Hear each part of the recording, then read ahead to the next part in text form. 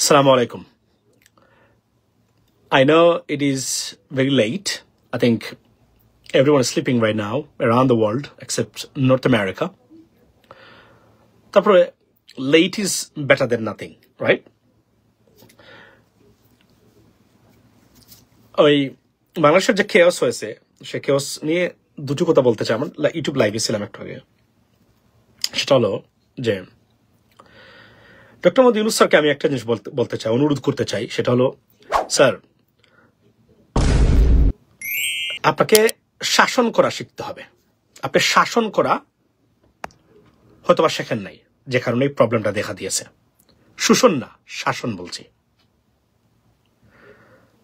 আর আপনি যদি যে ন্যূনতম রিফর্মস যেগুলো আছে স্যার, এগুলো যদি না করতে পারেন, স্যার আমি আপনাকে রিকোয়েস্ট করতেছি, আর যদি মনে হয় আপনি যে আমার উপর দায়িত্ব দেওয়া আছে, কোন বয়কে আমি আমলে না নিয়ে বাংলাদেশের 92% মানুষের দেওয়া অর্পিত দায়িত্ব পালন করে ন্যূনতম যে রিফর্মস যেগুলো দরকার বাংলাদেশের জন্য, সেগুলো আমি পরিচালনা করব এবং করেই যাব। Sir please move on, we are here to give you all the backing that you need. 92% people of Bangladesh are with you. Don't go back. You don't have to resign. I know why, because আপনি যে সমর্থন চাচ্ছেন দেশকে গড়ার জন্য, বাধাগ্রস্ত আসতে পারে, এটা মনে রাখবেন। বাট এই বাধাটা, কারণ মনে রাখবেন আপনি you are in charge of a failed kingdom of political animals. এটা আপনাকে বুঝতে হবে। আমাদের দেশে যেটা আছে, এটা আমরা বলি যে kingdom of failed political animals. এটা কোনো সুস্থ মানুষের রাজনৈতিক মাঠ নকশা তা আপনি করতে পারবেন। সো স্যার আবারও বলছি, আমাদের কিছু দরকার নেই বিএনপি ক্ষমতায় আসুক, জামায়াত আসুক, we don't care, but what we care right now, ন্যূনতম much needed reforms you got to conduct and we have to get it. If not, 53 বছর একটা লাইফ টাইম অপরচুনিটি বাংলাদেশের মানুষ পেয়েছে স্যার। আরো একবার যদি ভারতীয় আগ্রাসন, ভারতীয় এস্টাবলিশমেন্ট সুযোগ পায়, এই জীবনে বাংলাদেশ আর কখনোই পাবে না এই সুযোগটা। আমি আপনাদেরকে অনুরোধ করলাম আমার এই সংক্ষিপ্ত এই সময়ে। আর বন্দর নিয়ে আমি এই লাইভে আরো একটা শব্দ বলতে চাই, সেটা হলো যে কর্নেল অলি আহমেদকে অনতিবিলম্বে উপদেষ্টা পরিষদে অন্তর্ভুক্ত করা হোক। ওয়াই? এটা একটা মিস্টেক ছিল ওনাকে প্রথম থেকে না রাখা। আপনাদের সবচেয়ে বড় মিস্টেক হলো অনেক রং মানুষকে উপদেষ্টা পরিষদে নিয়েছেন স্যার আপনারা। এটার মাসুল কিন্তু বাংলাদেশের জাতি এই মুহূর্তে দিচ্ছে। Colonel Oli Ahmad, why he was so qualified? Number one, he's an honest politician, seriously honest. Second thing, he's educated, seriously educated. Number three, উনি একজন আর্মির পাংচুয়াল ডিসিপ্লিনড লোক, and কর্নেল এবং একজন মুক্তিযোদ্ধা এবং একজন রাজনীতিবিদ। মনে রাখবেন, government is a political institution. এখানে রাজনৈতিক দক্ষতা বা সাইকোলজি আছে, এই ধরনের মানুষ দরকার। আপনি যাদেরকে নিয়েছেন এরা আমলা ছিলেন, বিউরোক্রেটস। তারা পিনাকিদা এবং ইলিয়াস ভাইয়ের এক ভিডিওর সমালোচনায় তারা মানে একদম ব্যঙ্গে পড়েন। ওয়াই? বিকজ তারা এগুলো সহ্য করে, এরা তাদের পার্সোনাল লাইফে বা প্রফেশনাল লাইফে এরা কখনো এই ধরনের সমালোচনার তাদের পরিবারের মানুষকে নিয়ে মানে পর্যন্ত তারা কখনো এগুলো দেখে নাই। তারা আতঙ্কিত। আমি আই আন্ডারস্ট্যান্ড দেয়ার পজিশন, এবং তাদেরকে যেভাবে আক্রমণ করা হয় ভিডিওর মাধ্যমে, এটা শালীনতার চরম বহিঃপ্রকাশ। মানে মানে একদম বিবেকহীন সমালোচনা, বউকে নিয়ে, মেয়েকে নিয়ে, আপনার যা ইচ্ছা তাই। তো আমি আই আন্ডারস্ট্যান্ড যে sometime feel like alas I'm undying, we have no way to go. এরা কখনো বুঝতে পারে না, এবং এটা সোশ্যাল মিডিয়া প্রেশারটা ট্যাকল করে সামনে যাওয়ার দায়িত্ব, মানে এই যে এবিলিটি বা সাইকোলজিক্যাল কি বলে এটাকে, আপনার যে এক ধরনের ফার্মনেস, এটা তাদের নাই, এটা ছিল না কখনো। I understand. সো উনার মতো মানুষ আজকে যদি কর্নেল অলি আহমেদ সাহেব স্বরাষ্ট্র উপদেষ্টা হতেন স্যার, টোটাল পুলিশিং ব্যবস্থাটা একদম চেঞ্জ হয়ে যেত।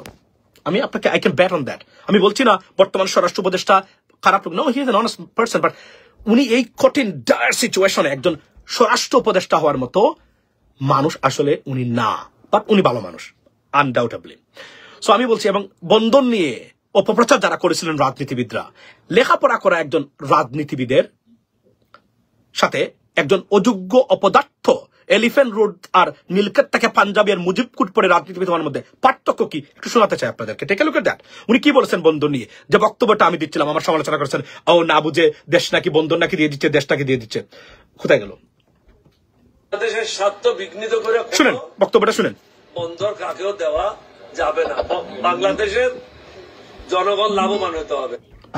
এছাড়াও আমরা বলেছি যারা এই ব্যাপারে অভিজ্ঞ লোক আছে, এক্সপার্ট লোক আছে, তাদের ওপিনিয়ন নেন, সবার ওপিনিয়ন নিয়ে এটা সিদ্ধান্ত নেন। আশেপাশের প্রত্যেকটা দেশের বন্দরগুলি অন্য দেশে চালাচ্ছে, এরকম না যে আমরা চালাচ্ছি না। যেমন মাতার বাড়ি আপনি কাকে দিচ্ছেন? জাপানকে দিচ্ছেন। শ্রীলঙ্কার পোর্ট কে চালাচ্ছে? চায়না চালাচ্ছে। এরকম পৃথিবীতে অনেকগুলি আছে। কিছু লেখাপড়া করেন, প্রশ্ন করার আগে লেখাপড়া করে। পৃথিবীর অনেকগুলি দেশ আছে তারা বিনিয়োগ আকৃষ্ট করার জন্য। আচ্ছা, আমি আমার বক্তব্য সেটা বলেছিও। খুদ ইসরায়েলের বিমানবন্দর পোর্টসে পরিচালনা করে ডিপি ওয়ার্ল্ড, আরব আমিরাতের এই কোম্পানিটা। যুক্তরাষ্ট্রে প্রেজেন্স আছে, যুক্তরাজ্যে আছে, সারা পৃথিবীতে আছে। Can you imagine that? তো এরা কি দেশ দিয়ে দিছে, বন্দর দিয়ে দিছে? রাজনৈতিক মূর্খতা number one enemy for people of Bangladesh. We have to get out of this mess. এবং এই politicians and political establishment cannot solve your problem. Bet on that. You guys got to take part and participate in this process. That's why I've been talking about it for a long time. আমাদের প্রবাসীরা, আমি বলছিলাম আমরা successful, আমাদের প্রত্যেকটা প্রবাসী রাজনৈতিক প্রক্রিয়া অংশগ্রহণ করে কোনো না কোনো ভাবে। আমার বিপক্ষে যাক পক্ষে যাক, I don't care, but they are in there in this process. That's the biggest success for us, or that's what we've been talking about, right?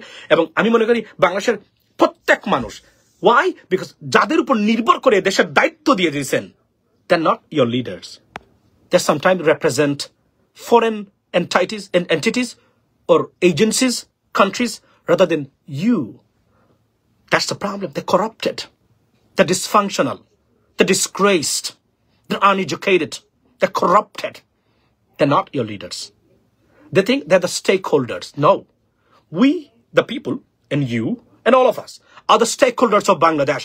The রাজনীতিবিদরা, স্যার, এরা স্টেকহোল্ডার্স নয়। 53 বছর একটা প্রতিষ্ঠান দাঁড় করাতে পারে নাই স্যার। এরা কিভাবে হলো? এরা কিভাবে আমাদের স্টেক হোল্ডার হলো স্যার? কিভাবে হলো আমাকে আপনি বলেন তো স্যার? আমি ডক্টর ইউনূস স্যারকে বলছি, এরা 53 বছর একটা প্রতিষ্ঠান দাঁড় করাতে পারে নাই বাংলাদেশের মানুষের, যে প্রতিষ্ঠান could represent or serve the people of Bangladesh without having any kind of intimidation or interference from the executive branch. এরা এসে আমাদেরকে লেকচার দেয়। Why should we have to listen to their lecture, sir? We've been absorbed them for last 53 years. We had enough. Not anymore. That's the bottom line. Guys, come up. Wake up. যাদেরকে, যে রাজনীতিবিদদেরকে, দলদেরকে মনে করেন এরা your leaders and they will represent you, they will never represent you because they're corrupted. 80% রাজনীতিবিদ চুর, বাটপার, প্রতারক। এরা রাজনীতির দ্বারে কাছে আসার যোগ্য না, আসা উচিত না। But they will be your MP, maybe ministers. This is the ill fate of a nation. Be careful and be blessed. Take part. Part of this political process. Everything we're reforming right now, and ন্যূনতম reforms. আমরা কোনো অষ্টম শ্রেণী pass MP দেখতে চাই না। That's the bottom line. Bachelor degree নিচে কোনো এমপি পদপ্রার্থী আমরা বাংলাদেশের জাতীয় সংসদে দেখতে চাই না। That is the bottom line. And without this kind of minimal reforms, sir, we're not going to tolerate anything else. আমরা আরো বড় আকারে যাচ্ছি, particularly আমি international stage, and every single day I will kick on their ass. Every single day. I can tell you that I represent Bangladesh, not any political parties. But yes, all the Bangladeshi Jatiyotawadi Bishwashi, all the political parties are my parties. Trust me. That's the bottom line. Guys, be blessed, be united. There are many conspiracies going on against us and you and your country, your new futures, your kids, and your daughters. But you have to move on, come forward, participate in this process, protest it.